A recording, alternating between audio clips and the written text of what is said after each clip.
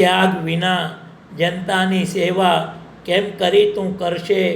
કીર્તિના કાણા હાલ્લામાં સ્નેહ સી રીતે ભરશે?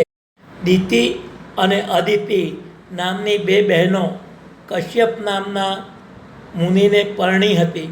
દિતિના પુત્ર દૈત્યો કહેવાયા અને અદિતિના પુત્ર આદિત્યો કહેવાયા. આ દૈત્યો અને આદિત્યોએ વિચાર કર્યો કે આ જિંદગી ઘણી ટૂંકી છે, વળી એમાં રોગ આવે છે અને ગળપણ આવે છે, તેથી જીવનની ખરી મજા રહેતી નથી. માટે આપણે અમૃત રસાયણથી અમર બનવું જોઈએ અને રોગ તથા ગળપણમાંથી છૂટવું જોઈએ. પણ અમૃત રસાયણ લાવવું ક્યાંથી? મહેનત કર્યા વગર અને દુઃખ વેઠ્યા વગર એવી મોંઘી વસ્તુ મળે પણ શાની? ઋષિમુનિઓને પૂછતા માલુમ પડ્યું કે ક્ષીર સમુદ્રને વલોવ્યા વિના અમૃત મળવાનું નથી. આથી દૈત્યો અને આદિત્યોએ ક્ષીર સમુદ્રને વલોવવાનું નક્કી કર્યું. આવડા મોટા સમુદ્રને વલોવવા માટે જબરજસ્ત રવૈયો જોઈએ અને એ રવૈયાને ફેરવવા એવું જ જબરું નેતૃ જોઈએ. દૈત્યો અને આદિત્યોએ મંદર પર્વતનો રવૈયો કર્યો અને વાસુકી નાગનું નેતૃ કર્યું. ધમ ધમ ધમ ધમ સમુદ્રનું વલણું ચાલ્યું. મંદર પર્વતની શિલાઓની સાથે વાસુકી નાગનું શરીર ઘસાવા લાગ્યું. આથી પીડાઈ એણે ભીષણ ઝેર ઓકવા માંડ્યું અને પર્વત ઉપર ઝેરના ફૂંફાડા મારવા માંડ્યા. આને લીધે સમુદ્રમાંથી હલાહલ ઝેર પેદા થયું. એ ઝેર એવું ભયંકર હતું કે એની જ્વારાઓમાંથી દૈત્યો, આદિત્યો અને મનુષ્યો સહિત આખી દુનિયા બળવા લાગી અને ત્રાહી ત્રાહી પોકારવા લાગી. પણ આ ઝેરમાંથી છૂટવાનો ઉપાય કોઈને જડ્યો નહીં. દૈત્યોએ કહ્યું, અમે અમૃતને માટે આટલી મહેનત કરીએ છીએ, વિષને માટે નથી કરતા, માટે એ વિષનું અમારે કામ નથી. આદિત્યોએ કહ્યું, વાત તો સાચી, પણ અમૃત લેવા જતાં જો પહેલું વિષ મળે તો એ વિષ્ણુએ કંઈક તો કરવું જોઈએ ને. દૈત્યોએ કહ્યું, તો તમે કંઈક કરો, પી જાઓ, ખુશીથી પી જાઓ, અમે એમાં વાંધો નહીં લઈએ. અમારે તો અમૃત સિવાય બીજું કાંઈ ન જોઈએ. આદિત્યોએ વિષ્ણુની સ્તુતિ કરી. વિષ્ણુએ મહાદેવની સ્તુતિ કરી. હે દેવ, તમે સર્વે દેવોના દેવ છો, સૌથી પહેલી પૂજાના તમે અધિકારી છો અને સમુદ્રમાંથી પહેલું આ વિષ નીકળ્યું છે એટલે દેવો તે આપને ધરે છે. મહાદેવે કહ્યું, ખરું ખરું. આમ કહી એ હલાહલ વિષ તેઓ ગટગટાવી ગયા. ફરી મંથન શરૂ થયું. આ વખતે મંદર પર્વત ઊંડો ને ઊંડો ઉતરવા માંડ્યો. ફરી દેવોએ વિષ્ણુની સ્તુતિ કરી. વિષ્ણુ કાચબાનું રૂપ લઈને સમુદ્રમાં બેઠા અને પોતાની પીઠ પર મંદરને ધરી રાખ્યો. ધમ ધમ ધમ ધમ વલોણું ચાલ્યું. અનેક વર્ષો વીતી ગયા. પછી હાથમાં દંડક મળવાળા ધન્વંતરી વૈદ્ય સમુદ્રમાંથી પેદા થયા. તે પછી અનેક અપ્સરાઓ પેદા થઈ. પછી એક અશ્વ નીકળ્યો, એક મણિ નીકળ્યો અને છેવટે અમૃત નીકળ્યું. દૈત્યો અમૃતની રાહ જોતા તાપી રહ્યા હતા. અમૃત નીકળતા જ તેમણે ઝાપટ મારી. પણ આદિત્યો દૈત્યોની આ દાનત ક્યારનાય ઓળખી ગયા હતા એટલે બંને વચ્ચે ખેંચાખેંચ શરૂ થઈ. ખેંચાખેંચમાંથી વાત મારામારી પર આવી અને ઘડીકમાં બંને વચ્ચે યુદ્ધ શરૂ થઈ ગયું. ઘોર સંગ્રામ જામ્યો. બંને પક્ષના અનેક યોદ્ધાઓ મરવા લાગ્યા. આ વખતે વિષ્ણુ રમત રમ્યા. રૂપવતી રમણીનો વેશ લઈ તેઓ ક્યાંકથી દોડી આવ્યા અને અમૃતનું પાત્ર ઉઠાવી ચાલતા થયા અને યુક્તિથી તેમણે એ અમૃત આદિત્યોને તથા તેમના પક્ષકારોને પાઈ દીધું. અમૃત પીને અમર બનેલા આદિત્યોએ દૈત્યોનો નાશ કરી નાખ્યો.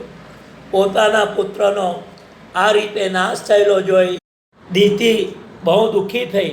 તેણે આદિત્યોમાં સૌથી મોટો ઇન્દ્ર હતો, તેને હણે તેવો પુત્ર મેળવવા તપશ્ચર્યા શરૂ કરી. ઇન્દ્રને આ વાતની ખબર પડી એટલે એણે એના તપમાં ભંગ પડાવવાના વિચારથી એની જ સેવા કરવા માંડી. સવારમાં વહેલો ઉઠી ફૂલ, ફળ, કંદમૂળ, લાકડા, સમીદ વગેરે વીણી લાવે, બધું સાફસૂફ કરે, પાણી ભરે અને અનેક પ્રકારે દીપીની સેવા કરે. તપશ્ચર્યાથી થાકેલી દીપીના હાથ પગ પણ દબાવે. એની આવી સેવા જોઈ દીપી ખુશ થઈ. તેણે કહ્યું, હે ઇન્દ્ર, તું મારા દીકરાઓનો હણનાર છે એ હું જાણું છું, છતાં હું કહું છું કે તારું કલ્યાણ થાવ. તને હણે એવો પુત્ર મેળવવા હું તપ કરવા બેઠી છું, પણ તારી સેવાથી હવે મારી ભાવના બદલાઈ ગઈ છે. મારો દીકરો તારો દુશ્મન નહીં બને, પણ તારો ખરો હિતેચ્છુ બનશે. તેની મદદથી તારું રાજ્ય અમર તપશે. દિતિએ ખરા દિલથી આ શબ્દો કહ્યા હતા, પણ શંકાશીલ ઇન્દ્રને તેના વચનો પર વિશ્વાસ આવ્યો નહીં. થોડા વખત પછી દિતિએ એક તેજસ્વી પુત્રને જન્મ આપ્યો. એ જોઈ ઇન્દ્રનું હૃદય ઈર્ષ્યાથી સળગી ગયું. એક દિવસ દિતિ બેધ્યાન હતી. એવામાં ઇન્દ્રે એના નવજાત શિશુના કાપીને 7 કકડા કરી નાખ્યા. બાળક ઝીણા સ્વરે રોવા લાગ્યો. ત્યારે ઇન્દ્રે તેને મારુદ મારુદ, રડમાં કહી ફરીને એક કકડાના 7 ટુકડા કરી નાખ્યા.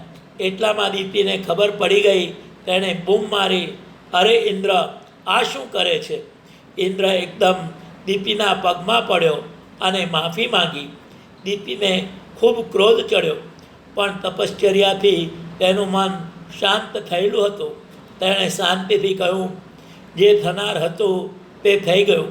હે ઇન્દ્ર, તે આટલા વર્ષ મારી સેવા કરી છે એટલે આજે હું તારા ઉપર ગુસ્સે થઈ શકતી નથી, પણ કહું છું કે આ 49 ટુકડાઓ 49 વાયુઓ રૂપે જગતમાં અમર રહેશે, અને તે એમને મારુદ કહીને માર્યા, તેથી તેઓ મારુત નામે વિખ્યાત થશે.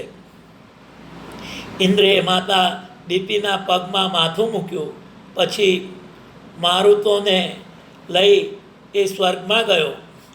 ગુલાબ લેવું હોય તો એના કાંટા ખંભવા જોઈશે.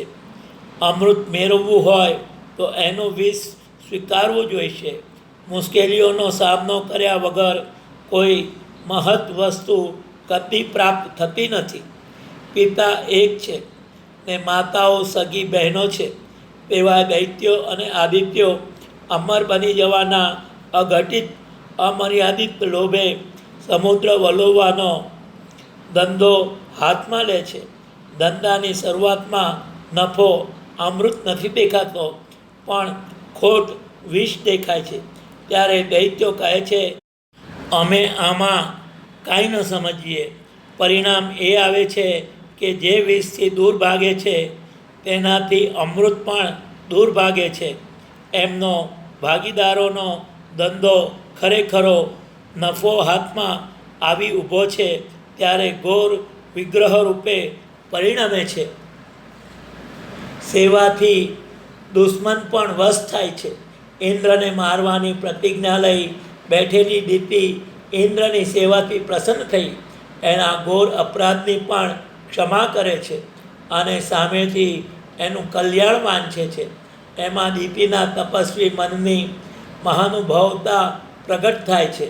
આજે આપણે આદિત્ય એટલે દેવ અને દૈત્ય એટલે ક્રૂર રાક્ષસ એવું સમજીએ છીએ, પરંતુ આદિત્ય શબ્દ દેવનો પર્યાય બન્યો સી રીતે? દૈત્ય શબ્દ ક્રૂર રાક્ષસનો પર્યાય બન્યો સી રીતે? તેમના કર્મથી તેમના આચરણથી. એટલે આચરણ મુખ્ય વસ્તુ છે. દેવ જેવું આચરણ કરે તે આદિત્ય, અને દૈત્ય જેવું આચરણ કરે તે દૈત્ય.